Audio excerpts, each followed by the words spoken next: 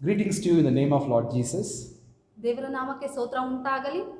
Today I would like to briefly share to you about the joy of the Lord. So ಇವತ್ತು ನಾನು ನಿಮ್ಮೊಟ್ಟಿಗೆ ಹಂಚ್ಕೊಳ್ಳೋಕೆ ಇಷ್ಟಪಡ್ತೀನಿ ದೇವರ ಸಂತೋಷದ ಕುರಿತು.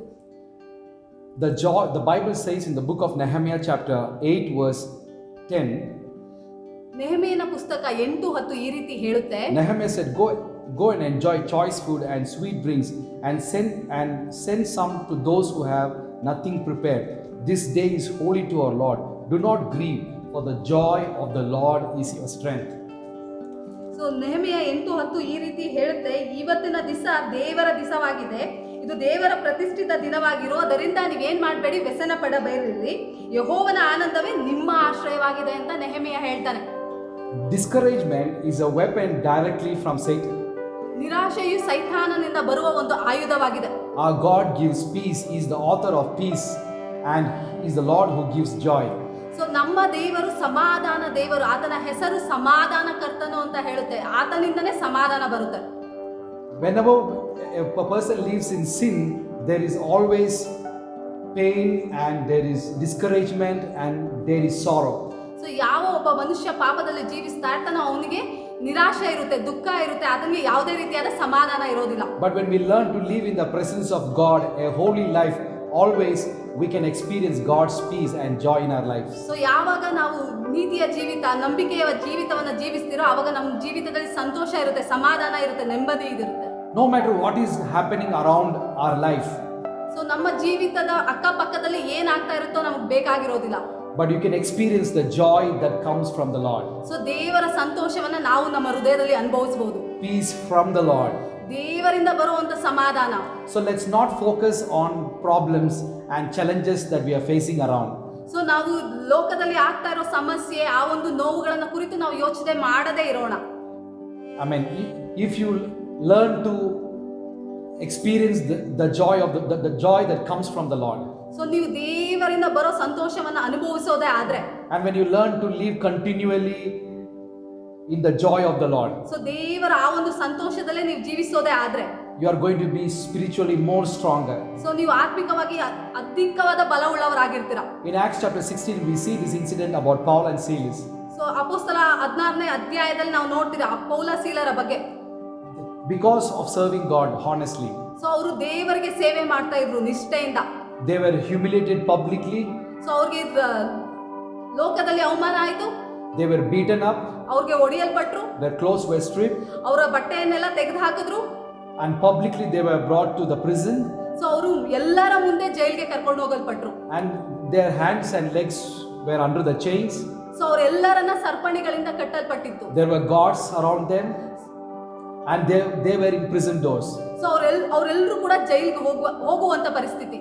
But even in midst of that pain, so ಆ ಒಂದು ನೋವಿನ ಮಧ್ಯದಲ್ಲೂ ಕೂಡ, without arguing with God, so ದೇವ್ರ ಹತ್ರ ಅವರು ಪ್ರಶ್ನೆಯನ್ನ ಕೇಳದೆ, without complaining, ಯಾವುದೇ ಒಂದು ಕಂಪ್ಲೇಂಟ್ ಮಾಡದೆ, they started to pray, praise and worship the Lord. So ಅವರು ಪ್ರಾರ್ಥನೆ ಮಾಡೋದಕ್ಕೂ ಸ್ತುತಿಸೋದಕ್ಕೂ ಪ್ರಾರಂಭ ಮಾಡಿದ್ರು. And the Bible says, and they were worshiping God with joy. So ದೇವರ ವಾಕ್ಯವು ಹೇಳುತ್ತೆ ಅವರು ಸಂತೋಷದಿಂದ ದೇವರನ್ನ ಸ್ತುತಿಸ್ತಾ ಇದ್ರು And ಅಂತ. the Bible says, and when they were worshiping, God came into the presence of God came in midst of them, and the situations was changed. So ಆ ಒಂದು ಪರಿಸ್ಥಿತಿಯಲ್ಲಿ ಅವ್ರು ದೇವರನ್ನ ಆರಾಧಿಸಬೇಕಾದ್ರೆ ಅವರ ಮಧ್ಯದಲ್ಲಿ ದೇವರು ಇಳಿದು ಬಂದು ಅವರ ಪರಿಸ್ಥಿತಿಗಳನ್ನ ಬದಲಾಯಿಸಿತ್ತು ಅಂತ ದೇವರ ವಾಕ್ಯ ಹೇಳುತ್ತೆ. Yes, dear friends. ಹೌದು ಸ್ನೇಹಿತರೆ, When you walk in the joy of the Lord, so ನೀವು ದೇವರ ಸಂತೋಷದಲ್ಲೇ ನಡೆಯೋದೇ ಆದ್ರೆ God can turn your situation. So ದೇವರು ನಿಮ್ಮ ಪರಿಸ್ಥಿತಿಗಳನ್ನ ಬದಲಾಯಿಸ್ತಾರೆ. Praise the Lord. ದೇವರ ನಾಮಕ್ಕೆ ಮಹಿಮೆ. They were all in prison, but you see the chains were removed, the prison doors were open. God's presence came in midst of them. So ಆ ಒಂದು ಪರಿಸ್ಥಿತಿಯಲ್ಲಿ ಇದ್ದಾಗಲೂ ಅವ್ರು ದೇವರನ್ನ ಆರಾಧಿಸಬೇಕಾದ್ರೆ ದೇವರ ಪ್ರಸನ್ನತೆ ಆ ಜಾಗದಲ್ಲಿ ಇಳಿದು ಬಂತು, ಅವರ ಸರ್ಪಣಿಗಳು ಬಿಚ್ಚಲ್ಪಟ್ಟು ಅವರ ಪರಿಸ್ಥಿತಿಗಳು ಬದಲಾಯಿತು. Not only they were freed, even other prisoners, prison doors were open. So ಅವರಿಗೆ ಮಾತ್ರ ಬಿಡುಗಡೆ ಆಗಲಿಲ್ಲ, ಜೈಲಲ್ಲಿದ್ದ ಪ್ರತಿಯೊಬ್ಬರಿಗೂ ಬಿಡುಗಡೆ ಆಯಿತು. And a miracle happened. The jailer, he came to know the Lord, and his whole family was saved. So ಅದೊಂದೇ ಮಾತ್ರ ಆಗಲಿಲ್ಲ, ಆ ಜಾಗದಲ್ಲಿ ಸೆರೆಮನೆಯ ಅಧಿಕಾರಿಗೂ ಕೂಡ ದೇವರ ಬಗ್ಗೆ ಗೊತ್ತಾಯ್ತು, ಅವನ ಇಡೀ ಕುಟುಂಬ ದೇವರನ್ನ ಕಂಡ್ಕೊಂತು. We can live discouraged, we can choose to live in joy, I want to tell you today, when you choose to walk in joy, God will turn your situation. He's going to remove, he's helping you to go from bondage to freedom. ನಾವು ನಿಜವಾಗ್ಲೂ ನಿರೀಕ್ಷೆಯಲ್ಲೂ ಜೀವಿಸಬಹುದು, ಸಂತೋಷದಲ್ಲೂ ಜೀವಿಸಬಹುದು. ನಾವು ಸಂತೋಷದಲ್ಲಿ ಜೀವಿಸೋದೇ ಆದ್ರೆ ದೇವರು ನಮ್ಮ ಪರಿಸ್ಥಿತಿಗಳನ್ನ ಬದಲಾಯಿಸ್ತಾರೆ. When you learn to, when your joy is in the Lord, you move from sorrow to joy. So ನಮ್ಮ ಸಂತೋಷ ದೇವರಲ್ಲೇ ಇರೋದೇ ಆದ್ರೆ ದೇವರು ನಮ್ಮ ದುಃಖವನ್ನ ಸಂತೋಷವಾಗಿ ಮಾರ್ಪಡಿಸ್ತಾರೆ. And when your joy is the Lord, you move from being born from bondage to freedom.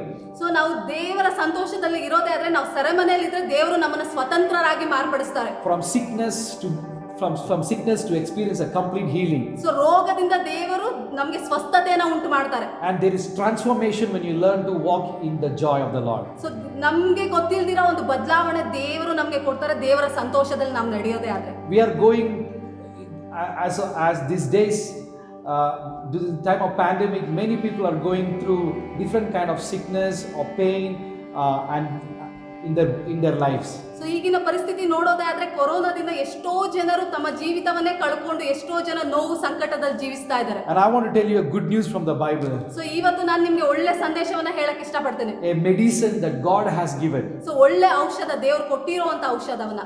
The book of Proverbs chapter 17, ಜ್ಞಾನೋಕ್ತಿಗಳು 17:22 ಹೇಳುತ್ತೆ. 22, Proverbs 17:22 says, so ಜ್ಞಾನೋಕ್ತಿಗಳು 17:22 ಹೇಳುತ್ತೆ, a cheerful heart is a good medicine, ಹರ್ಷ ಹೃದಯವು ಒಳ್ಳೆ ಔಷಧ ಅಂತ. but a crushed spirit dries up the bones. ಕುಗ್ಗಿದ ಮನದಿಂದ ಒಣಮೆಯಾಗುತ್ತೆ ಅಂತ. Yes, when your joy is in the Lord, so ನಿಮ್ಮ ಸಂತೋಷ ದೇವರದೇ ಇರೋದಾದ್ರೆ, and when you have a cheerful heart, ನಿಮ್ಗೆ ಹರ್ಷ ಹೃದಯ ಇರೋದೇ ಆದ್ರೆ, it is a medicine that will bring healing to your body. So ಅದು ಒಳ್ಳೆ ಔಷಧ, ನಿಮ್ಮ ಶರೀರದಲ್ಲಿ ಸ್ವಸ್ಥತೆಯನ್ನ ಉಂಟು ಮಾಡುತ್ತೆ. It will remove sickness from your body. So ಅದು ಎಲ್ಲ ರೋಗಗಳನ್ನ ನಿಮ್ಮ ಶರೀರದಿಂದ ತೆಗೆದಾಕುತ್ತೆ. A cheerful heart, ಹರ್ಷ ಹೃದಯ, a happy heart. ಸಂತೋಷದ ಹೃದಯ. I want to tell you, we serve such a loving God. So ನಾವು ತುಂಬಾ ಪ್ರೀತಿಯಾದ ದೇವರನ್ನ ಸೇವಿಸ್ತೀವಿ. He said, ಅವ್ರು ಹೇಳಿದ್ರು, all those who are weary and burdened, come to me and I will give you rest.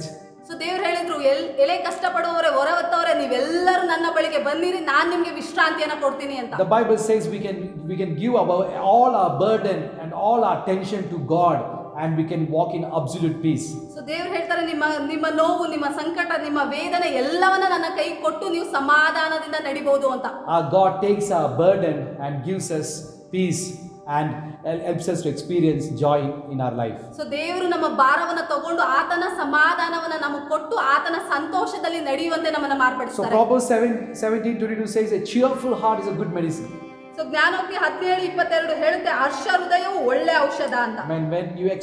When you worship and when your joy is Lord and in His presence, when you have a cheerful heart, it brings healing to your body. That's what the Bible clearly says. So ನಾವು ಎಷ್ಟು ಅಧಿಕವಾಗಿ ದೇವರನ್ನ ಆರಾಧಿಸ್ತೀರಿ, ಎಷ್ಟು ಅಧಿಕವಾಗಿ ಸಂತೋಷ ಪಡ್ತೀವೋ, ಅಷ್ಟು ಅಧಿಕವಾಗಿ ಸ್ವಸ್ಥತೆ ನಮ್ಮ ಶರೀರದಲ್ಲಿ ಇಳಿದು ಬರುತ್ತೆ. And the more you experience joy of the Lord, it gives strength to it boosts your immune system. So ನಾವು ಎಷ್ಟು ಅಧಿಕವಾಗಿ ದೇವರನ್ನ ಆರಾಧಿಸ್ತೀವೋ ಅಷ್ಟು ಅಧಿಕವಾಗಿ ದೇವರ ಸಂತೋಷ ನಮ್ಮಲ್ಲಿ ಉಂಟಾಗುತ್ತೆ. The cheerful heart boosts immune system. ಹರ್ಷ ಹೃದಯ ನಮ್ಮ ಶರೀರವನ್ನೇ ಬಲಪಡಿಸುತ್ತೆ. And also the Bible says that when you are joyful, when you learn to walk in the joy of the Lord, you are able to easily overcome stress and pain in your life. So ನಾವು ಸಂತೋಷದಿಂದ ದೇವರೊಟ್ಟಿಗೆ ನಡೆಯೋದೇ ಆದ್ರೆ ನಮ್ಮ ಜೀವಿತದಲ್ಲಿ ಯಾವುದೇ ನೋವಿದ್ರು, ಯಾವುದೇ ಸಮಸ್ಯೆ ಇದ್ರು ನಾವು ಧೈರ್ಯವಾಗಿ ಮುಂದೆ ಹೋಗ್ಬೋದು. So the best medicine to overcome stress, tension, anxiety, depression and pain is to live in the joy of the Lord. So ನಮ್ಗೆ ಯಾವುದೇ ರೀತಿಯಾದ ನೋವು, ನಿರೀಕ್ಷೆಗೆಟ್ಟಿರೋದು, ಯಾವುದೇ ರೀತಿಯಾದ ಸಮಸ್ಯೆ ಇದ್ರೂ ಕೂಡ ನಾವು ದೇವರ ಸಂತೋಷದಲ್ಲಿ ನಡೆಯೋದೇ ಆದ್ರೆ ನಾವು ಜಯದೊಂದಿಗೆ ನಡಿಬಹುದು ಅಂತ. And the medical science also says that a person who is always happy, they live longer. So the person lives for longer, he has a longer life. So ವಿಜ್ಞಾನ ಕೂಡ ಹೇಳುತ್ತೆ ಯಾರು ತುಂಬಾ ನಗ್ನಗ್ತಾ ಇರ್ತಾರೋ ಅವ್ರಿಗೆ ಒಳ್ಳೆ ಆರೋಗ್ಯ ಇರುತ್ತೆ, ಅವ್ರಿಗೆ ಆಯುಷ್ಯ ಕೂಡ ಜಾಸ್ತಿ ಇರುತ್ತೆ ಅಂತ. Sometimes you are wondering, we receive great power from God, but sometimes we miss that power by giving place for depression and giving place for worry and tension in our life. So ಕೆಲವೊಂದ್ಸಲಿ ನಾವು ದೇವರಿಂದ ಬಲವನ್ನ ಹೊಂದ್ಕೋತೀರ, ಆದ್ರೆ ಕೆಲವೊಮ್ಮೆ ನಾವು ಅಪನಂಬಿಕೆಗೆ, ನಿರೀಕ್ಷೆಗೆಡೆತನಕ್ಕೆ ನಾವು ಅವಕಾಶವನ್ನ ಕೊಟ್ಟು ನಮ್ಮ ನಂಬಿಕೆಯನ್ನ ನಾವು ಕಳ್ಕೊತಾ ಇದ್ದೀವಿ. Psalm 16:11 says, ಕೀರ್ತನೆ 16:11 ಹೇಳುತ್ತೆ, there is fullness of joy in God's presence.